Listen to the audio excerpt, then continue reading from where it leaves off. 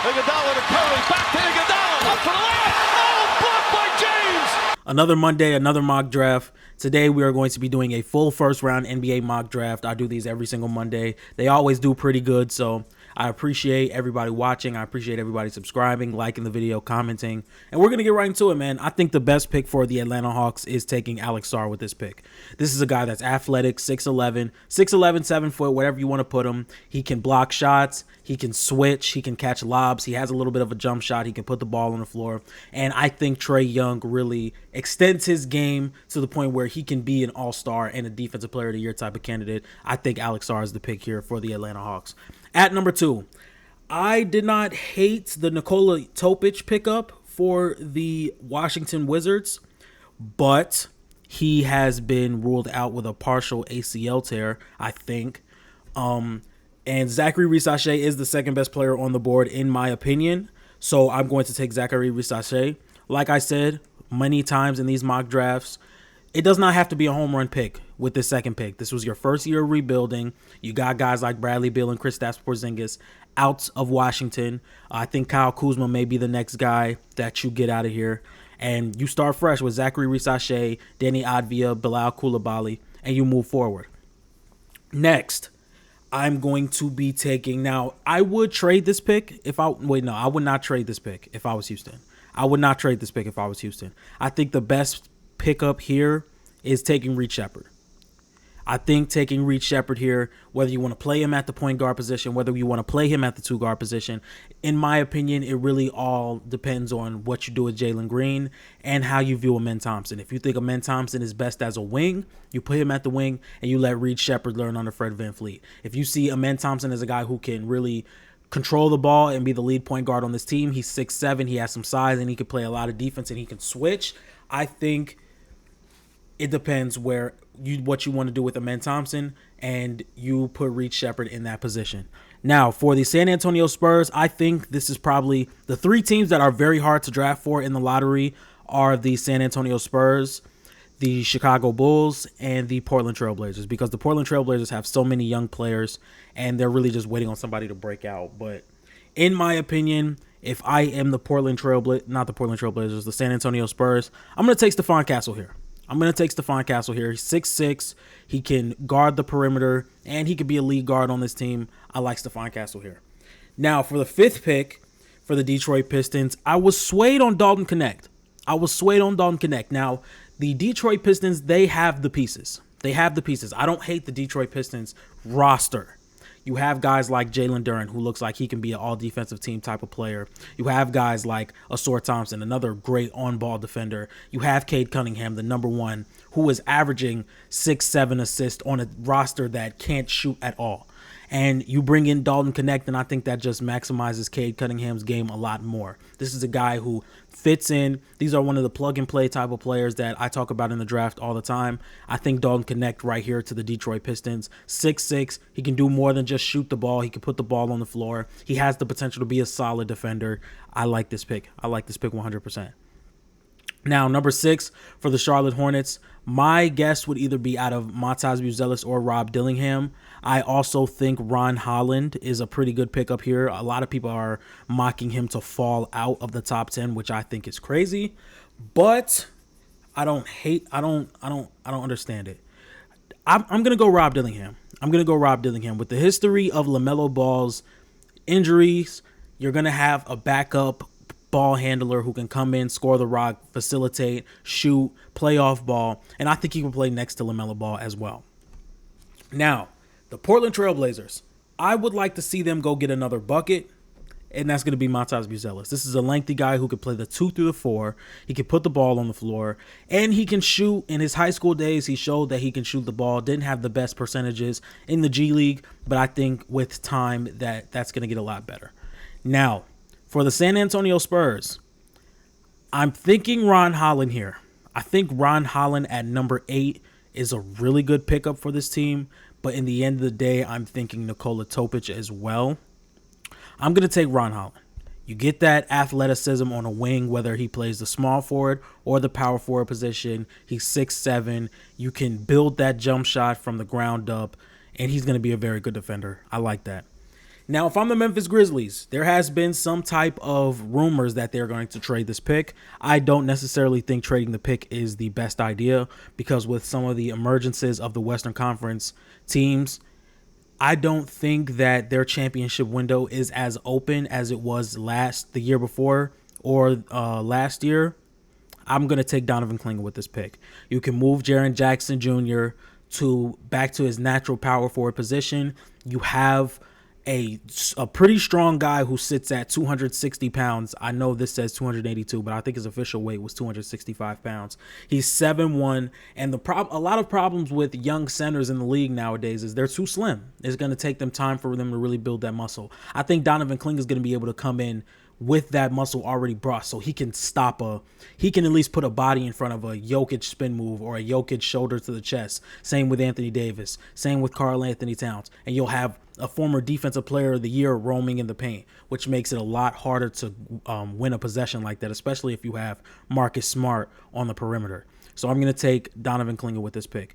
Now, for the Utah Jazz, I'm going to take Nikola Topic. I don't think he falls out of the top 10 with his injury. I'd necessarily think he falls in the rankings just a little bit, because in my opinion, Nikola Topic is the first point guard taken in the draft if he's fully healthy, but now there's some injury concerns. He is 6'7". The Utah Jazz have no real sights on the championship this season. You can wait on Nikola Topic. He's that good, in my opinion. Now, for the Chicago Bulls, mind you, I'm doing this draft off the top of my head. Usually I write down some notes. I write down what I think I should do in this mock draft, but I've done so many at this point to where I just kind of want to be in a trade. I want to be in a GM's type of mind because in the end of the day, you have notes on what you want for what team, but you don't really know who's going to go ahead. So if I'm the Chicago Bulls and I'm in this situation, you have guys like Tejan Saloon, Cody Williams, who are on the board at the moment. I think Tejan Saloon may have a slightly higher upside due to him being 6'10", and he moves like a shooting guard. He can play the power forward. He can play the three. I'm going to take Tejan Saloon here for the Chicago Bulls. They still are holding on to Zach LaVine and DeMar DeRozan and Nikola Vucevic, thinking that they can really build around this roster. I don't necessarily think that is the case, but who knows. Now, Cody Williams is the brother of J-Dub, and he's on the board for the Oklahoma City Thunder. I think Cody Williams can be that Lou Dort replacement. I think he can be that Josh Giddey replacement. I think he could be that Gordon Hayward replacement because if we look, Gordon Hayward's an unrestricted free agent. Josh Giddey's going to have to get re-signed next year. There's guys that's going to have to get paid, and I feel as though Cody Williams can come in. He can develop right next to his brother, and he could be a starting three guard for the a starting small forward for the foreseeable future. So I'm going to take Cody Williams with this pick. Now, for the Sacramento Kings, they're going to need a guy like Malik Monk, who they're probably going to lose in free agency. They're going to need a fearless guy, somebody who can put the ball in the basket, and somebody who can really take over the second unit once he comes in the game. I think Devin Carter is that guy. This is a fearless guy who averaged 9 rebounds a game, standing at 6'3". He can shoot the ball very well. I think Devin Carter is that guy who takes Malik Monk's spot. Next, for the Portland Trail Blazers, I like Tristan da Silva. This is a guy who's very polished. I think he's 22 years old. He has a good mid-range game. He can put the ball on the floor. He looks like he can play good team defense. I wouldn't really necessarily say that he's the type of guy that can guard one-on-one, but I think the help defense and the team defense overall is what makes him stand out a little bit to me. And you have to get that Jeremy Grant replacement sooner or later. And I think trading him sooner than later is what's going to really help this team because the more you sit on it, the more value gets lost. So we're going to take Tristan da Silva. For the Miami Heat, I'm going to go Jared McCain. They need a point guard who can space the floor. They have Terry Rozier, but I think Jared McCain coming to Miami is a really good pickup. He doesn't necessarily fit the Heat culture, in my opinion, but who knows? He can get molded into that. Next, for the Philadelphia 76ers, I like Johnny Furphy. He's a shooting guard, 6'9". He can run the break, decent shooter, decent playmaker. Tyrese Maxey can really have a running mate in transition. and he can be a solid bench piece for them. Now, for the Los Angeles Lakers, I'm going to take, let me scroll down a little bit. I'm going to take Kel'el Ware. For the Los Angeles Lakers. Now, I feel as though this guy can be like Jackson Hayes. Athletic, can put the ball in the basket off lobs. He can maybe be a cutter, but against physical defenses, I think that's where he struggles at. And that's going to come with time, especially if he's going to be playing next to a guy like Anthony Davis in the foreseeable future. But I just think it's time to go get a player that's going to play. Get somebody who's going to be able to play. And I think Kel'el Ware, I think he averaged about 2 blocks in college. I think he could be a great roamer from day one. I think he could be a great lob threat. He shows some type of potential in the post. I know there's a swinging hook shot that he loves, and he looks like he can make the proper pass out of the post to guys like Austin Reeves or Rui Hachimura or LeBron James. I think he'll be able to progress in Los Angeles well, but it all comes down to him being able to play. That's what it comes down to. So I'm going to take Kel'el Ware here. For the Orlando Magic, I'm going to take Jacoby Walter. This is a floor spacing guard. Nothing much needed to say. He can space the floor. He's a guard. He's a 2 guard who can probably start halfway through the season next to Jalen Suggs. I'm going to take that pick. 100 times out of 100. Anyway, for the Toronto Raptors, I think this is easy. You take Yves Missi out of Baylor. I don't necessarily like Jakob Poeltl, especially with the money he's going to be making. Don't think Kelly Olynyk is the center of the future. You have RJ Barrett now. You have Emmanuel Quickley. You have Scotty Barnes. I think putting a rim protecting big next to Scotty Barnes is going to help out a lot, especially since Scotty Barnes is going to be doing a lot of defending against Karl Anthony Towns or the Anthony Davises of the world. So get a center who can be a defensive anchor for the future. You take Yves Missi here. For the Cleveland Cavaliers, I did this in my last mock draft. Tyler Smith is a Cleveland Cavalier. This is a type of guy who, even if you keep Jared Allen, you have Tyler Smith for when, if you need to move Evan Mobley to the 5, Tyler Smith can insert right in. Or you can just trade Jared Allen. Simple as that. So, who knows what the Cleveland Cavaliers are going to do this offseason, but there is a lot of questions that need to be asked, and I think Jared Allen and Darius Garland are going to be at the top of those lists. Now, for the New Orleans Pelicans, just a quick stat, they allowed the most points off turnovers in the first round of the playoffs at 19.7 to the Oklahoma City Thunder, and I think that stems off a lot of CJ McCollum not being a point guard, no Zion Williamson, so they don't have a point guard, and their primary ball handler in Zion Williamson was not playing. You get a guy in Isaiah Collier who's so athletic, so fast, he can run, he can play downhill at an amazing pace, and he likes to dump the ball off to his bigs. I think he plays next to Zion perfectly. They fit like a glove. He can throw the lob. I think this is perfect for the New Orleans Pelicans. They take Isaiah Collier with the 21st pick in the draft. Now, the Phoenix Suns. I think in my last mock, I had them going Kevin McCullough. Now, I don't necessarily think that's a bad pick, but when I look back, there are so many wings on this team that get minutes.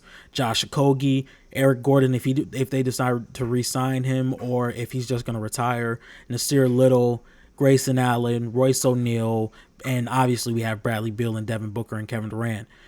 I think they take Tyler Kolek.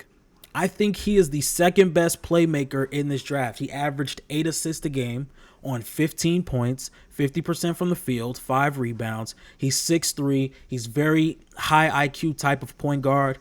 He's older, 22 years old. He can come in and mature and maybe be the starting point guard by midway through the season, especially depending on how the Suns are playing. If the Suns are not playing to their standard, which is one of the better teams in the Western Conference, Bradley Beal's missing games, I can definitely see a world where Bradley Beal comes off the bench, Devin Booker plays his more natural position, and Tyler Kolek is the starting point guard. I like this pick. There's no trading this pick if you are Phoenix. Now, part of me for the Milwaukee Bucks is thinking Keyshawn George, a 3-and-D guy, who or somebody who can come in and be a 3-and-D guy, play next to Chris Middleton, play next to Damian Lillard, or play in those off minutes when Damian Lillard and Chris Middleton aren't on the floor and he's playing next to Giannis to get him some floor spacing. Part of me also wants to go Ryan Dunn. I'm really considering going Ryan Dunn because of the perimeter defense that he brings, which has been a very big question mark next to the Milwaukee Bucks. And I think that's what I'm going to do. I'm going to take Ryan Dunn here. I think Ryan Dunn is the pickup. Now for the New York Knicks, I'm going to take Keyshawn George. Going to take Keyshawn George, have a ball handler with Jalen Brunson. Jalen Brunson has so many responsibilities, especially in the playoffs, with creating all the shots for the New York Knicks. I think that's going to change since Julius Randle will be coming back, but it doesn't hurt to have another one. And for the New York Knicks, again, OG Anunoby and Isaiah Hartenstein are coming up on deals. Whether they have to re-sign OG Anunoby and let Hartenstein walk, I don't know if they're too short on bringing back both. I think Kyle Filipowski is a guy that you can bring in where he's gonna get some rebounds. He's gonna stretch the floor. He's 7 foot. Maybe one day he can turn into a decent rim protector. I like this pick. Now for the Washington Wizards, I'm gonna go for a home run with this one. I'm gonna go for a home run. This is not your pick. In the end of the day, this is the Clipper pick. This is the Clipper pick. You just to be like curious. Let's see what Zach Edey can become in the NBA. Let's see what he's 7'4". He can defend the rim well. He can be a guy that defends the rim well. He can get rebounds. He averaged 25 and 12 in college. Take the swing. Take the swing on Zach Edey. Now, for the Minnesota Timberwolves, I'm going to take Bub Carrington. This is a guy who we saw in the playoffs. The Minnesota Timberwolves need another guy who's going to put pressure on defenses and create shots for other players other than just Anthony Edwards. I think potentially down the line, Bub Carrington can be that guy. Now, I think this is a steal for the Denver Nuggets. I'm going to take Kevin McCullough. This is a guy who's 6'7", once again, an older player, can stretch the floor, 18 points per game, 6 rebounds, and he can be a solid defender. I like this.